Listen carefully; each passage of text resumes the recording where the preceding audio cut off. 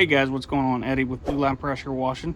I said in my last video that we were going to do a downstream injector is not working, how do I fix it type video. So this is something you can see, bring the camera in here, you can see our downstream injector set here into the high pressure reel. This is something that we get a lot of calls on. Whether they have our system or somebody else's system or they've built their own, we get a lot of downstream injectors not drawing soap. How do I fix it? What's wrong with it? Sometimes it can be they forgot to turn their remote box on. Our remote box is inside the battery box here, but a lot of times it's a really simple fix. So inside, bring the camera around here, inside this base, underneath this nipple here, is a ball and a spring. It's usually a ceramic or a stainless steel ball, and either a steel or stainless steel spring is underneath of this nut here. So that ball will sometimes get hard water deposits, especially, you know, do a lot of wells or things like that. Most people don't have their water softeners hooked up to their outside spigots. So sometimes you'll get some hard water deposits that'll land just right and set on that ball, and the ball will kind of seize to the bottom of the nut instead of being free flowing like it should.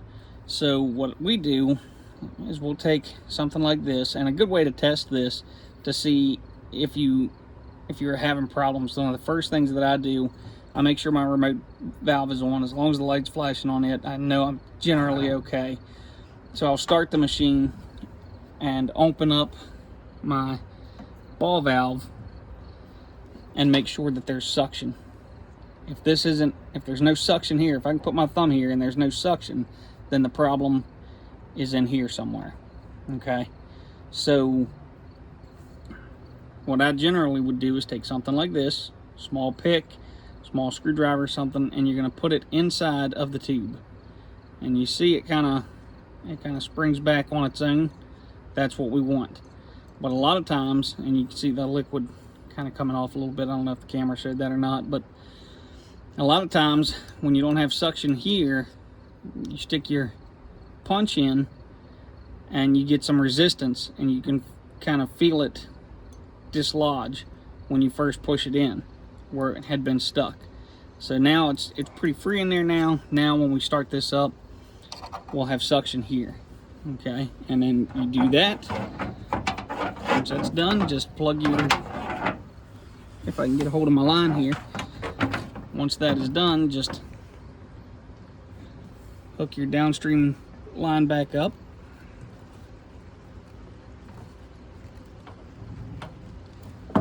There we go.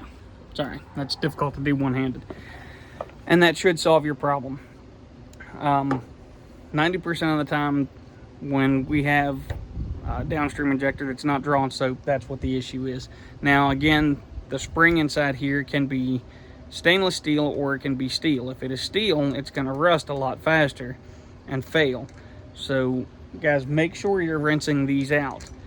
If you've got it hooked to your blend manifold like we do right here, it's hooked to our blend manifold,